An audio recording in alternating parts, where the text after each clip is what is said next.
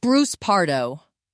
On the evening of December 24, 2008, the Ortega family's festive Christmas Eve gathering in Covina, California, transformed into a scene of unimaginable carnage. At approximately 11:30 p.m., an 8-year-old girl hurried to answer a knock at the door, expecting a holiday surprise.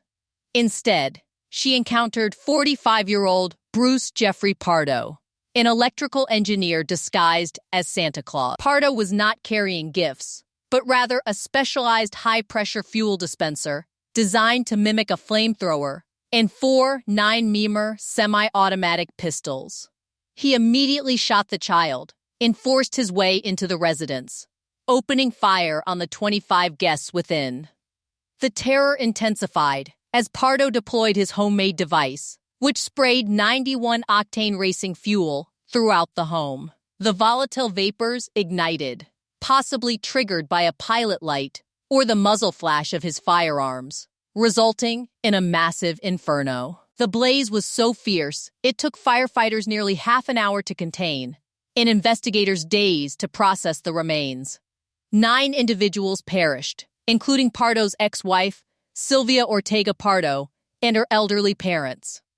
Pardo's motive was rooted in a bitter divorce finalized just a week prior, compounded by the loss of his job due to fraudulent expenses. Although he planned to flee to Canada or Mexico with $13,000 in cash, Pardo suffered severe burns during the explosion. He eventually took his own life at his brother's home in Silmar. The tragedy remains a haunting reminder of how holiday joy can be shattered by calculated resentment. Could the person you trust most be hiding a secondary, lethal life? If these deep dives into the dark side of humanity intrigue you, consider subscribing and hitting the notification bell so you never miss an update. Chris Watts. The quiet suburb of Frederick, Colorado, became the epicenter of national horror in August 2018. Shannon Watts, 34 and pregnant, disappeared alongside her 2 young daughters, Bella and Celeste. Her husband, Chris Watts, initially appeared on local news, pleading for their safe return. However, law enforcement quickly noted inconsistencies in his narrative. Surveillance footage from a neighbor's security system failed to show Shannon leaving the house, but it did capture Chris backing his truck into the driveway with suspicious precision. The reality was far more macabre. After an argument regarding his desire for a separation and an ongoing clandestine affair with co-worker Nicole Kessinger, Chris strangled Shannon in their bedroom. He then drove his daughters and Shannon's remains to a remote oil site operated by his employer, Anadarko Petroleum. There, he committed the unthinkable by suffocating his daughters and concealing their bodies in crude oil tanks. His deception unraveled following a failed polygraph test, where he scored a staggering 18 for deception. Though he initially attempted to blame Shannon for the children's deaths, he eventually confessed to the triple homicide. Financial instability and the desire for a fresh start without domestic responsibilities drove his actions. Currently, Watts is serving multiple life sentences at Dodge Correctional Institution, forever marked as one of history's most notorious family annihilators. Deirdre Morley. In Dublin, Ireland, the January 2020 case of Deirdre Morley offered a different legal outcome based on the complexities of mental health. Morley, a nurse, smothered her 3 children at their home in Newcastle. When her husband, Andrew McGinley, returned home, he found his world shattered. Unlike the other cases in this script, Morley's trial focused on a documented history of severe psychotic depression. The court heard testimony from multiple psychiatric experts who agreed that Morley was in the midst of a severe psychotic episode. She believed her children were damaged and that killing them was an act of mercy to save them from future suffering, a hallmark of delusional thinking. In a landmark verdict, she was found not guilty by reason of insanity. Instead of prison, she was committed to the Central Mental Hospital in Dublin. In late 2024, the High Court granted Andrew McGinley a public inquest into the state's health service, seeking to understand why he was never informed of the severity of his wife's psychiatric decline. The case continues to drive legislative change regarding family involvement in psychiatric care as of 2026. Rachel Henry. The January 2020 case of Rachel Henry in Phoenix, Arizona, is particularly haunting due to the intimate cruelty of the murders. Henry, 22, smothered her 3 children, ranging from an infant to a 3-year-old, one by one. What shocked the court most was the evidence that she sang lullabies to her children as she took their breath away. After the acts, she arranged the children as if they were napping, waiting for her husband and family to return home. Throughout the legal proceedings, Henry's mental competency was a central issue. However, multiple reviews concluded that while she may have been under stress, she understood the nature of her actions and the difference between right and wrong. In 2024, her final sentencing was reaffirmed, with the judge describing her actions as a betrayal of the highest order. She was handed 3 consecutive life sentences. The case sparked significant discussion regarding maternal mental health and the invisible pressures on young parents. Yet the methodical nature of the killings ensured that she would spend the rest of her life in an Arizona state prison facility. Michael Wayne Jones, Jr. In September 2019, a routine traffic accident on Florida's Interstate 75 led to the discovery of a mobile tomb. Michael Wayne Jones, Jr. crashed his vehicle, and responding deputies were immediately struck by the scent of decomposition.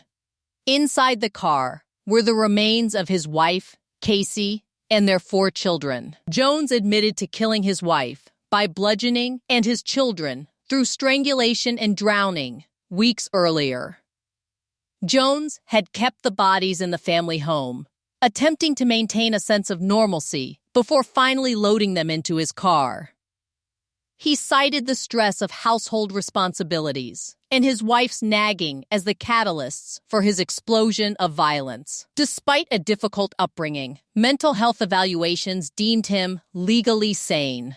His case became a focal point for legal debate in Florida during 2023 and 2024, following changes to the state's death penalty statutes. However, because his original jury was unanimous, his death sentences were upheld.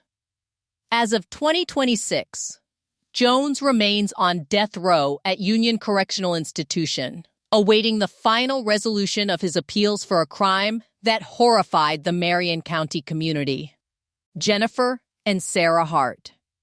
In March 2018, a GMC Yukon plunged off a 100-foot cliff in Mendocino County, California, instantly killing Jennifer and Sarah Hart and their 6 adopted children. While initial reports suggested a tragic accident, the absence of skid marks told a different story. Forensic data from the vehicle's computer indicated that the SUV had been stopped at a scenic pullout before the driver accelerated intentionally toward the edge. The investigation uncovered a harrowing history of child abuse allegations that spanned multiple states. Every time Child Protective Services opened an inquiry, the Harts would relocate, exploiting gaps in interstate communication. Toxicological analysis revealed the children had been heavily sedated with Benadryl, and Sarah's search history included queries about the lethality of drowning. The perfect life the couple projected on social media was a curated lie designed to mask the neglect and starvation of their children. The case serves as a grim warning about the limitations of child welfare systems and the ease with which abusers can hide behind the digital facade of a happy family. If you're finding this deep dive into criminal psychology helpful, please hit the like button. It helps us reach more people and continue telling these important stories. Damien Bendel. The Killamarsh tragedy of September 2021 remains a stinging indictment of probation failures in the United Kingdom. Damien Bendel, a 31-year-old with a violent criminal history, used a claw hammer to take the lives of his pregnant partner, Terry Harris, her 2 children, and their young friend during a sleepover. The brutality of the attack was matched only by the shock of the revelations that followed. Bendel had been classified as low risk by a probation officer who failed to check his prison records. The Justice Secretary later described this oversight as a systemic failure.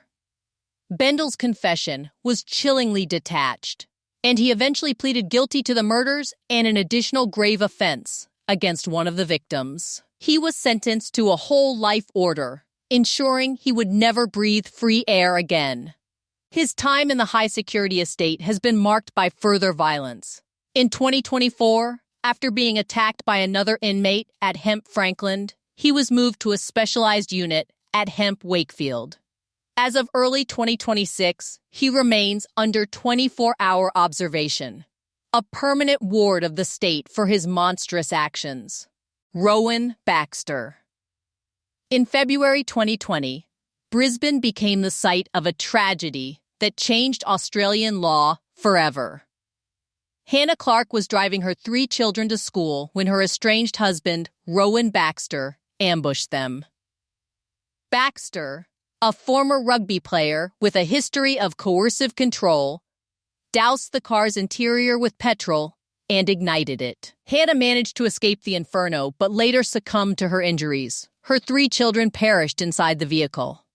Baxter took his own life at the scene. The public outcry following the attack highlighted systemic failures in recognizing non-physical domestic abuse. Investigations revealed that while Hannah had sought help, the legal system lacked the tools to address Baxter's coercive control, a pattern of isolation, financial abuse, and psychological manipulation. This tragedy served as the primary catalyst for legislative reform.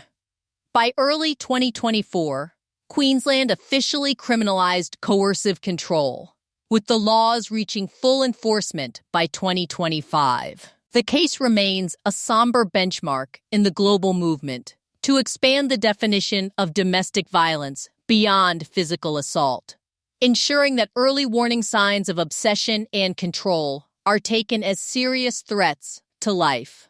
Scott Peterson. The disappearance of Lachie Peterson on Christmas Eve 2002 triggered a media frenzy that captivated the globe. Scott Peterson claimed Lachie vanished while he was on a solo fishing trip at the Berkeley Marina. However, the discovery of his affair with Amber Frey shattered his image as the grieving husband. Frey's cooperation with the police, including recording phone calls where Scott lied about being in Europe, provided a window into his capacity for sustained manipulation. The case shifted from a missing person search to a homicide investigation in April 2003, when the remains of Lachie and her unborn son, Connor, washed ashore near the very marina Scott had visited. Peterson was arrested shortly after with dyed hair and $15,000 in cash, suggesting a planned flight to Mexico. Despite the circumstantial nature of the evidence, the jury found the connection between his location and the disposal of the bodies undeniable. Following years of legal battles, including a 2020 sentencing overturn, Peterson was re-sentenced to life without parole. As of early 2026, he continues to seek a new trial through the Los Angeles Innocence Project, though his legal avenues are increasingly narrow. The Scott Peterson case remains one of the most debated in American history. Do you believe justice was served? Or are there still too many unanswered questions? Let us know your thoughts in the comments. John List. The 1971 John List case is a masterclass in calculated disappearance and religious delusion. List, a meticulously organized accountant, lived in a sprawling 19-room mansion in Westfield, New Jersey. Underneath his devout exterior, List was drowning in debt after losing his job. Believing that poverty would lead his family away from God, he decided that killing them was the only way to ensure their salvation. On November 9, he shot his wife, his mother, and his 3 children, arranging the bodies in the ballroom while religious music played over the intercom. List vanished so effectively that the bodies were not discovered for a month. He relocated to Denver, changed his name to Robert Clark, and started an entirely new life, even remarrying. For 18 years, he evaded justice until America's Most Wanted featured his case in 1989. A forensic sculptor, Frank Bender, created an age-progressed bust that was so accurate a former neighbor recognized him in Virginia. List was captured and eventually convicted in 1990. He remained unrepentant until his death in 2008, maintaining that his actions were a theological necessity to protect his family's souls from the corrupting influence of the modern world. Anthony Robert Harvey. In September 2018, the city of Perth, Australia, was rocked by a methodical massacre in the suburb of Bedford. Anthony Robert Harvey, 24, ended the lives of his wife, Mara, their 3 young daughters, and his mother-in-law, Beverly Quinn. Over several hours, Harvey utilized blunt instruments and knives to carry out the executions. Most disturbingly, Harvey remained in the home with the remains for 5 days, documenting the aftermath with photographs, a detail that suggested a profound psychological detachment. Harvey's facade only broke when he traveled to visit his father, to whom he confessed his crimes. His father immediately alerted the authorities, who found the victims arranged throughout the house. Forensic analysis suggested that several victims were attacked while they slept, offering no opportunity for defense. Despite having no significant criminal history, Harvey spoke of an inner darkness during police interrogations. In July 2019, he became the first person in Western Australia to be ordered by a judge never to be released. His quiet demeanor prior to the attacks remains a chilling point of study for forensic psychologists attempting to identify silent warning signs in domestic offenders. Anthony Todt. Celebration, Florida was designed by Disney to be a utopian community. Yet in late 2019, it became the setting for a gruesome discovery. For weeks, the Todt family, Anthony, Meghan, and their 3 children, had vanished from public view. On January 13, 2020, federal agents conducting a welfare check were met with the overwhelming odor of decay. Inside, they found the bodies of the entire family and their dog, Breezy. Anthony Todt had been living with the decomposing remains for nearly 3 weeks. The investigation revealed that the family's perfect facade was crumbling under the weight of a massive insurance fraud scheme. Anthony was under federal investigation for defrauding Medicaid of over $130,000 through his physical therapy practice. Facing certain imprisonment and financial ruin, Todt claimed he and Meghan had entered a pact to pass over before a perceived apocalypse. The victims had been sedated with Benadryl before being stabbed and smothered. During his 2022 trial, prosecutors detailed how Todt systematically destroyed his world to avoid the consequences of his white-collar crimes. He was convicted on all counts and is currently incarcerated at Santa Rosa Correctional Institution, where he will remain for the rest of his life. These cases prove that even the most picturesque neighborhoods can hide the darkest secrets. What do you think was the ultimate breaking point for these individuals? Drop a comment below and join the discussion.